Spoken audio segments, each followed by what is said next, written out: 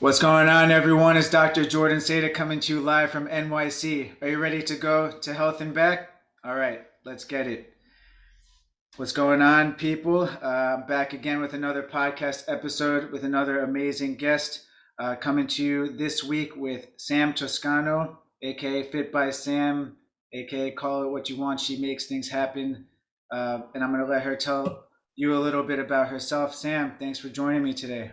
Of course. Thanks so much for having me. Excited to be here. Yeah. And again, Sam's been back and forth from Miami, so we were just chatting about, how New York has been pretty much had the longest winter, I think, in history. Yeah. So it's a little bit bittersweet to keep going back and forth, but she's here to stay in New York, and we're glad to have her because she's making things happen. So, Sam, tell us a little bit about how you got into training. Yeah, of course. So I was always pretty active. I was an athlete in high school. I always liked working out, eating healthy, but I never thought of it as a career path. I'm not sure why. Um, so I went to school for communications, ended up doing event planning and was doing that for a few years, and I enjoyed it, but I wasn't really passionate about it. So I started thinking, what's my next move? And I was actually deciding between fitness and music. So I was doing both for a while and really just fell in love with the fitness industry. I was working at a spin studio, my first job in the fitness industry. And then finally got my personal training certification, got my first job at a gym right before the shutdown, like literally a month before. It was very bad timing. But it worked out because I did some virtuals. And then, yeah, here we are down the line. So yeah, it was definitely the best decision I've ever made. Nice. So when you say music, like were you playing instruments, more into like production? No, I am not a musician, but more like music management, stuff like that. So that was fun too. Uh, okay. So if I start playing my capoeira instruments and get really good, you're gonna put me on the map. Yeah, exactly. I have some connections. Okay, cool. So you've been training for, man, I'm trying to calculate how long COVID is has lasted slash is still lasting. I think I we're, know, right? I mean, About two. yeah, about 2 years. Yeah, I'm a baby trainer. But I think in 2 years you probably realized a lot about the industry and working with people. What would you Mhm. say you've learned in these 2 years about working with people and helping them meet their fitness goals? Ooh, good question. I have learned so much in the past 2 years just from all the gyms I've been at and the wonderful trainers I've met. Um, but yeah, I would say, hmm, I don't know. I've learned so much. I think the biggest thing I've learned is just how to connect with people is the most important thing because you could be a great trainer, but if they don't feel a connection to you, they're not gonna feel like, not that they don't want to listen to you, but they need to trust you. You need to build that trust with the client and, you know, giving them that accountability that they're going to want to show up for you. Yeah, I mean, I definitely feel that in my profession as a physical therapist, there's so many therapists that have all the knowledge in the world that would make any professor like feel like they did their job very well. Mhm. But if a patient doesn't want you to lay your hands on them, then all that knowledge is just useless. So Right. I could totally see that being the thing. Have you had any like clients that were really difficult to work with that you don't have to exactly put them on the spot, but maybe like what the challenges were with that person or people? Oh, definitely. Yeah, I've had some clients where it's been a challenge just to do the workout, like a lot of complaints about specific exercises, or and then of course I'll try and modify, but at the end of the day it's like, okay, you want to be pushed, so it's not always super fun in the beginning. But that's what I always tell people. I'm like, you're never going to be as sore as you are on the first day. Like it's not going to be like that every time. So just trying to, you know, maybe if they really hate a specific exercise, I can adapt and do something else. There are a lot of different options. So just trying to know your client, I'd say. Yeah, for sure. Now, what are the exercises that people seem to dislike most? People hate hanging leg raises for some reason. Okay. I get it. Obviously Bulgarian split squats, and reverse lunges. Those are some big ones. Yeah, I was gonna say Bulgarian split squats myself. I'm trying to Yeah. think. I personally also hate hollow body holds, but it seems like Oh yeah, I something. did those today with a client. Yeah, those are Yeah, not fun. yeah, but I kind of need to do them for my like acrobatic training. It's kind of Right. essential. Yeah, you need a very strong core. So, but yeah, I totally get that. But it's good that you've managed to find alternative ways to keep people motivated because it's not our experience necessarily. I mean, we're sharing the experience with them, but Mhm. it is their journey, and it's up to us to continue to find ways to motivate them and keep them coming back.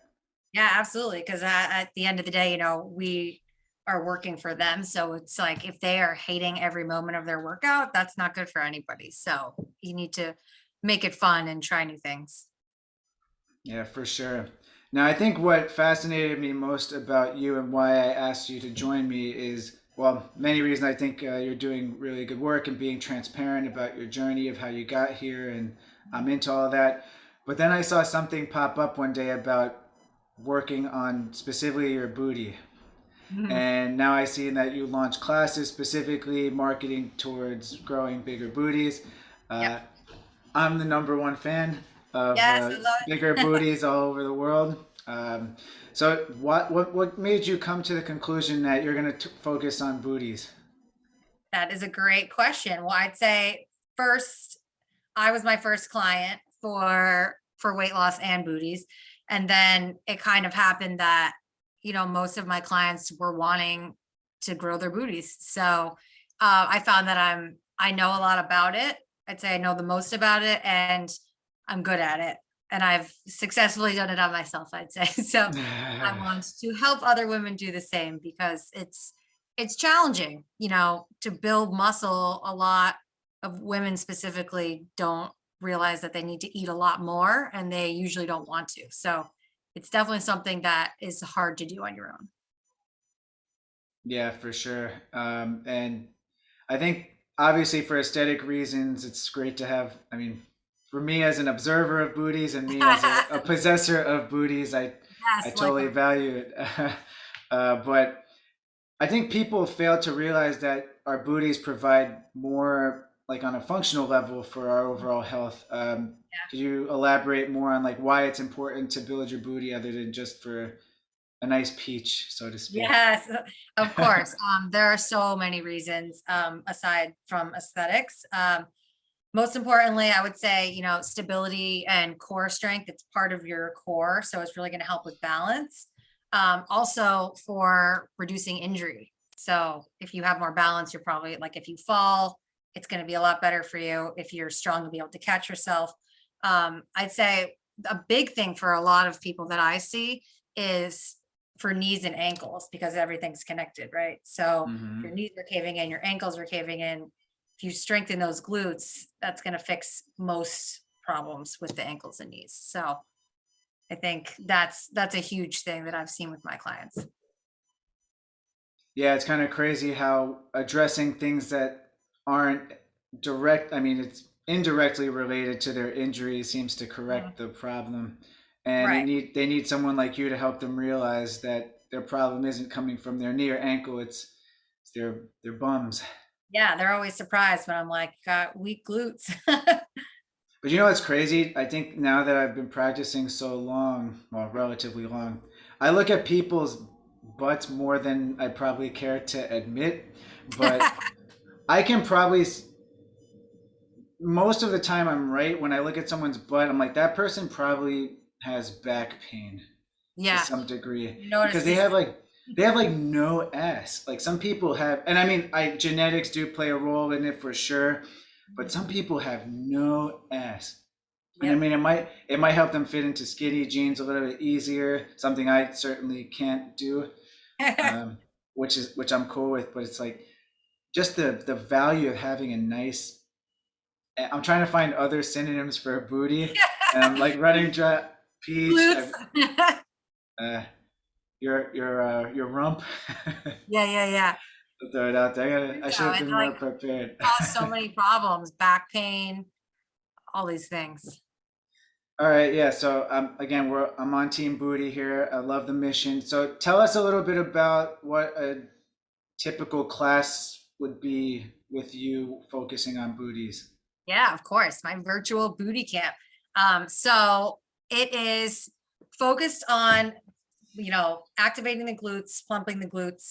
But we also do some, like a little bit of arms and core at the end and hit. So we start with booty activation with bands and isolation exercises. And then we'll do a full lower body circuit. So we'll do like Bulgarian split squats. And it's from home. So we do as much as we can from home. With most clients have dumbbells or something and bands. So yeah, we do split squats, reverse lunges, deadlifts, single leg deadlifts, hip thrusts, glute bridges, and a lot of isolation stuff with the band, like reverse hypers, all that fun stuff. And after, we'll do that first because we want all the energy to go to that mainly, and then at the end, like a little dessert for the rest of the stuff, arms, abs, hit. Yeah, I dig that. I dig that. Now, I know you're doing it virtually, but if anyone listening here is in the New York City area, you're also doing it in person too, correct? I teach another class in person called Ah, okay. CPT, so that's a full body strength and conditioning class, Mm. more like conditioning based. But maybe I will do a booty camp in person at some point once it gets warmer. Yeah, I mean, I'm certain. I don't know how many times I could say I'll certainly support the growth of booties all across the Yes. tri-state area for sure. Across the tri-state. Yep. Let's do it. Yeah, I mean, I'm not even gonna lie. I probably have gotten a couple extra clients by the way my ass fits in my pants. Yeah. Just Did they being tell you? completely transparent, I think I have the knowledge set to support the clients coming to me, but Mhm. that initial buy-in of like, oh, that's a nice looking structure, and that's Yes. all relative. But I You're like, think, I want that. yeah, and it's like thanks, mom and dad, for putting me on the right path with genetics, and then Mhm. just don't Yeah. skip leg day. Don't skip leg day. Genetics do play a big role. If you have something to work with already, obviously it makes it easier, but that does not mean it's not possible if genetics are not on your side. Yeah, for sure. Um, wow, I don't think I've spent this much time talking about booties.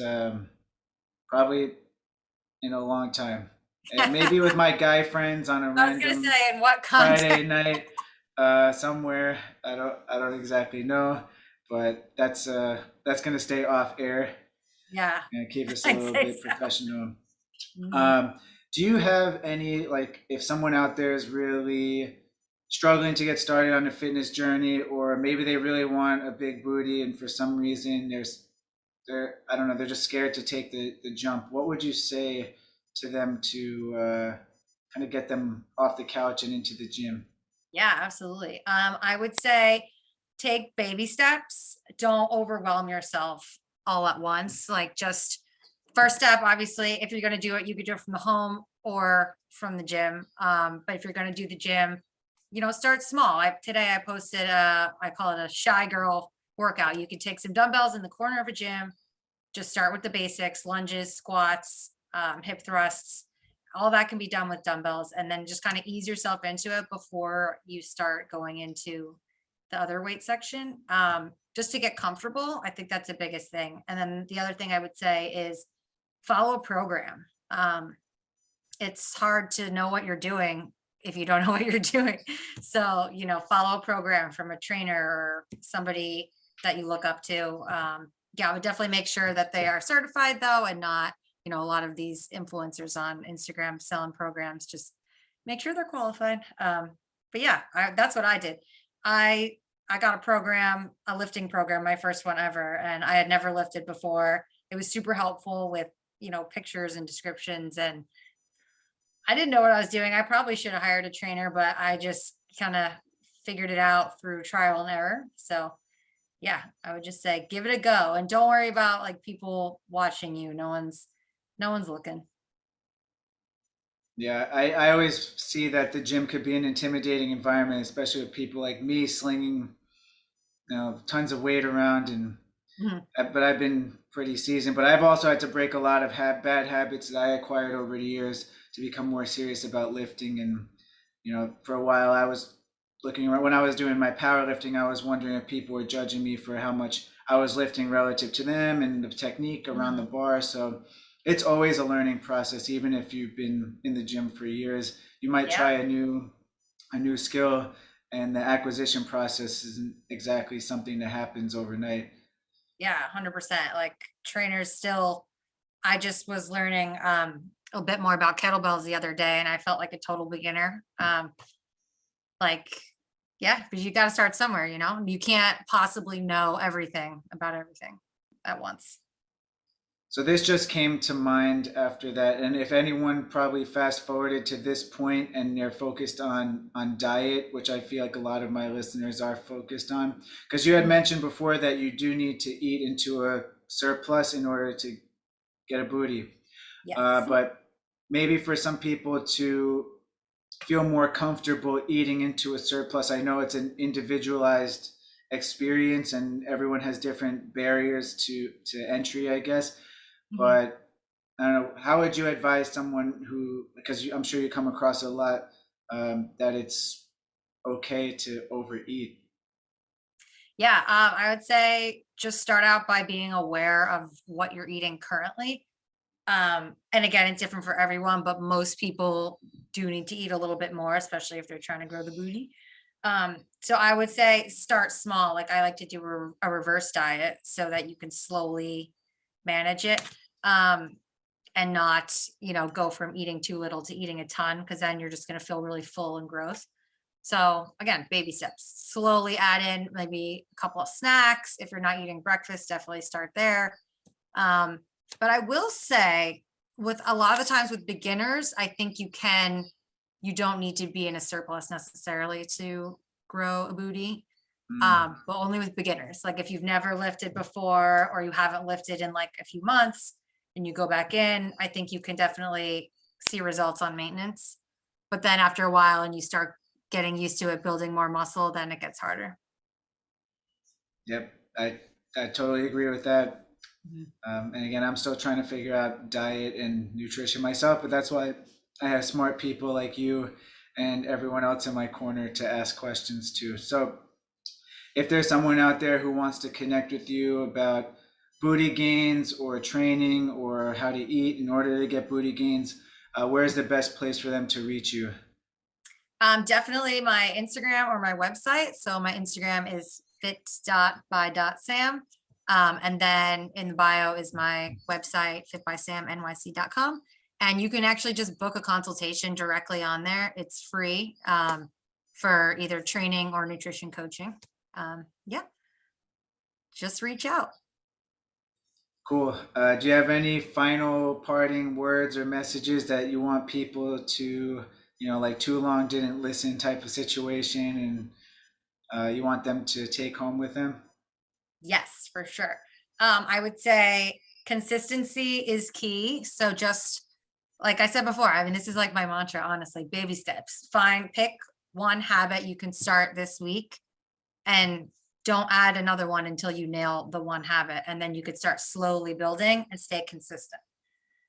So I think that's the most important thing. And also being kind to yourself. Like if you slip up, you're not going to change overnight. So just take it one day at a time. Big facts on that last one. There's more to life than, I mean, fitness is life, but also socializing with your friends and, eating a little bit more, eating the tasty things that may Yeah. not necessarily align with your diet that day. It's funny. It was like, I always go back to one, I saw one dietitian post that usually just one night of like binge eating or something just leads to a rectum full of shit instead of like considerable weight gain. Yeah. So that always resonated with me. It's like, okay, well, I'll just like, poop it out and then my weight's going to be Exactly. relatively the same. But did I enjoy myself? Yes, Right. It's not always the scale weight is not always equivalent to fat gain, especially overnight. absolutely not. Anyway, that's all we have today, beautiful people. I want to thank Sam for her time and insight. Now get out there and make shit happen.